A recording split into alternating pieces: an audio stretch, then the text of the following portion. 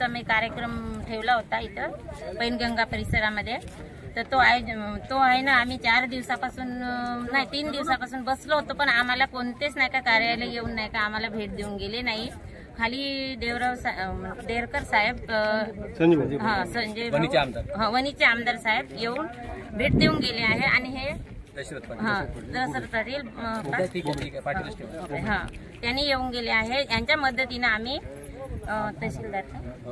तहसीलदार साहेब आणि तहसीलदार मॅडम आणि वेकुलीचे अधिकारी ठाणेदार साहेब यांच्या वतीने आम्ही हा कार्यक्रम नाही का उठवण्याचा कार्यक्रम 3 वाजता खतम करत आहोत आंदोलन। आणि आमचं काम जे हे नाही झालं, आमच्या पोरांच्या नोकऱ्या आम्हाला नाही मिळाल्या, तर आम्ही पुन्हा किती तारखेला आपण ठेवले मीटिंग 25 तारखेला 25ला नाही आम्हाला संदेशा कोणताही पोहोचला तर त्याच्यानंतर आम्ही चक्काजाम करण्यात येईल।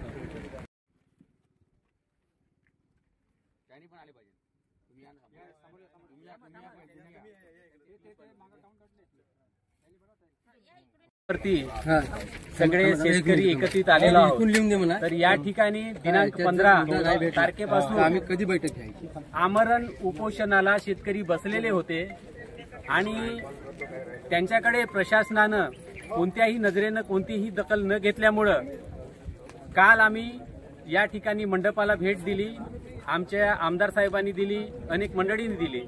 त्यानंतर ह्या आंदोलनाची तीव्रता वाढली।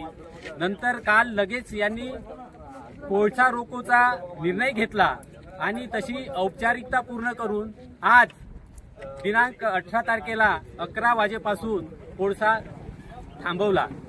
आणि त्याची परिणिती अशी झाली की लगेच महाराष्ट्र सरकारने दखल घेऊन सन्माननीय तहसीलदार साहेबांच्या उपस्थितीत आज हे रास्ता रोको आंदोलन थांबविण्यात येत आहे।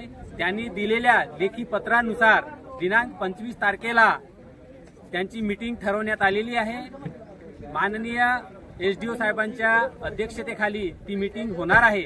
त्या मीटिंगमध्ये WCLचे सगळे अधिकारी असतील, प्रशासनाचे अधिकारी असतील, आमदार महोदय असतील, सगळ्या प्रतिनिधी समक्ष ही बैठक होणार आहे। आणि ह्या बैठकीतच हा निर्णय शेतकऱ्यांची जे मागणी आहे की त्यांना नोकरी मिळाली पाहिजे, त्यांचा मोबदला मिळाला पाहिजे आणि हे न झाल्यास याच्यापेक्षाही हे आंदोलन तीव्र करण्यात येईल, या ठिकाणी मी असा शब्द देतो आणि हे आंदोलन येथेच संपन्न झालं असं मी जाहीर करतो।